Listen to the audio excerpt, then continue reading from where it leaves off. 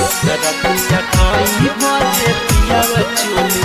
ढीला कइला का रतिया कई बजे पियावा चोली ढीला कइला का। Presented by Pallavi Yadav Films. भइलो बियाहबा मेटर ढीला कइला कौ गे छौरी भइलो बियाहबा मेटर ढीला कइला कौ रतिया कई बजे पियावा चोली ढीला कइला कौ रतिया कई बजे पियावा चोली ढीला कइला कौ। सुखल लो कपड़ा तोहर गीला कइला कौ के छौरी सुखल लो कपड़ा तोहर गीला कइला कौ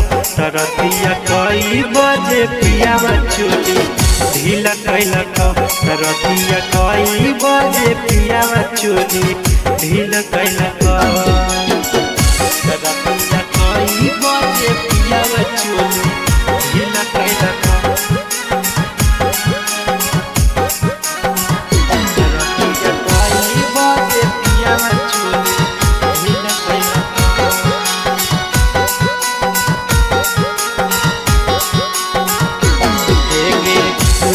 हसी पिया बजावा कोरा में सटाइल कहुगे दिया बाबू ताई के छौड़ी माजा खूबल कहुगे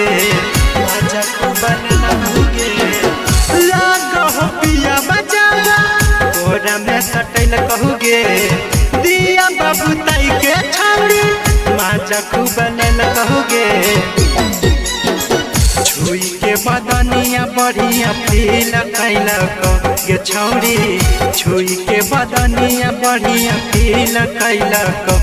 रतिया कई बजे पियावा चोली ढील कैला रतिया कई बजे पियावा चोली ढील कैला रतिया कई बजे पियावा चोली ढील कैला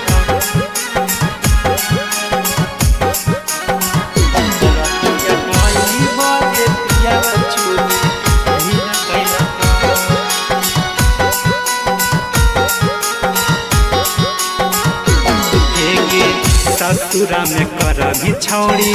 सब दिन राजगे से जिया पपिया रोजे करतो मसाज गे करतो मसाज गे ससुरा में करभी छौड़ी सब दिन राजगे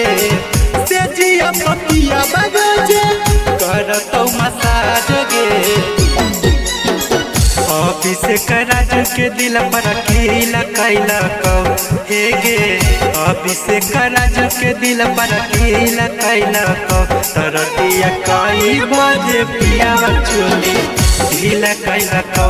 रतिया कई बजे पियावा चोली ढीला कैला